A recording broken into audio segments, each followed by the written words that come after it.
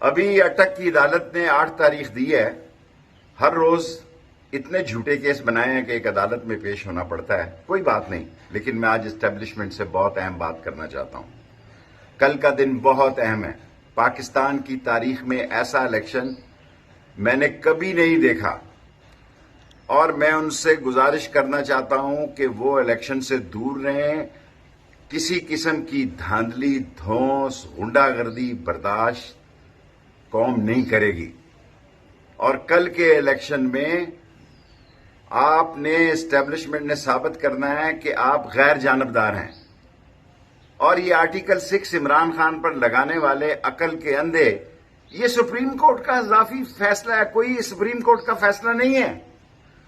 ان کے پاس عقل کی کمی ہے جو 2 ووٹوں سے اور 1 ووٹوں سے اس قوم پر مسلط کیے گئے ہیں. اگر قوم کل عمران